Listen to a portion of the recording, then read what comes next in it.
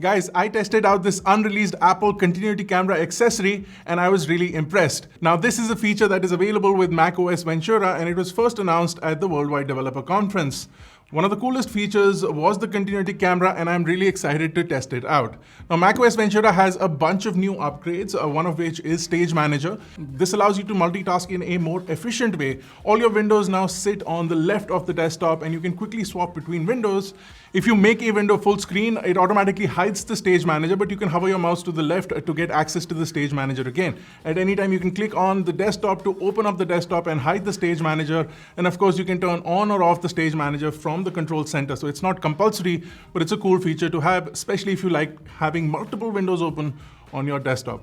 Another cool feature is the new redesigned layout. This is more like iPadOS or iOS. So you see all your system preferences, all your menus now laid out in a more iPadOS style fashion, where your primary menus are on the left and your sub menus are on the right. It's really cool. It's more efficient and it looks kind of nice. So I kind of like this feature. You also have upgrades to messages. So you get the same editing features as well as the unsend message features that you saw in iMessage on iOS.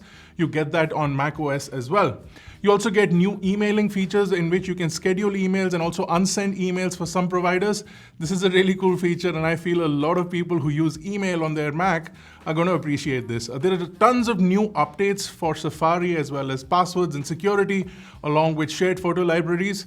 All of those cool features are coming to macOS Ventura, which will be released in the coming weeks. But I'm more interested in testing out this device. Now, this is a really cool accessory. It connects via MagSafe and it has a bunch of features. First and foremost, it does have a built-in stand. So you can prop it up and use the phone with a built-in stand.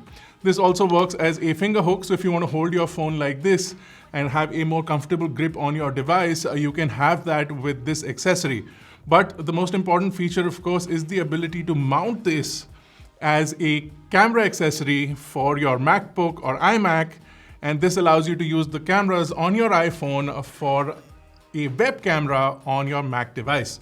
Now, this works seamlessly as long as both the Mac and the iPhone are on the same account and have been updated to macOS Ventura and iOS 16 respectively. So whether it's WebEx or FaceTime or Zoom or any of those video calling softwares, you can use the iPhone camera as your video camera for those video calls.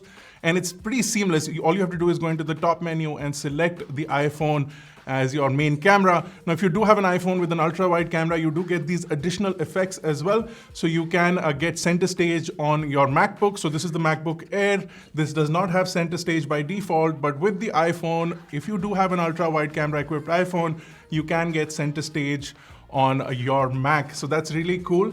Another cool feature is the ability to have portrait lighting as well as portrait effects. So those are available.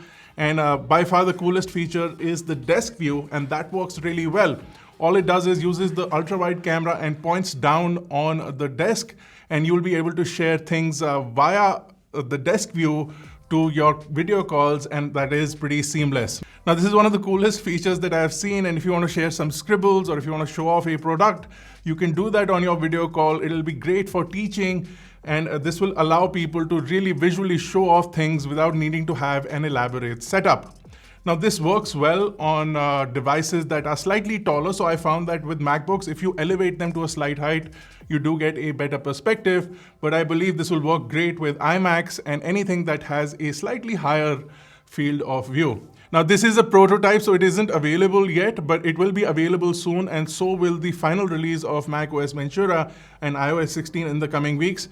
But I'm looking forward to this becoming a norm and then people using their iPhones as their main cameras, especially for video calls. This is going to elevate a lot of things, including streaming, video calling, and several other features. So definitely looking forward to that. What are your thoughts on this? Let us know in the comment section below. If you've been testing the beta version of iOS 16 or macOS, let us know what your thoughts are on it in the comment section below as well. This has been Bharat. I'll see you guys in the next one.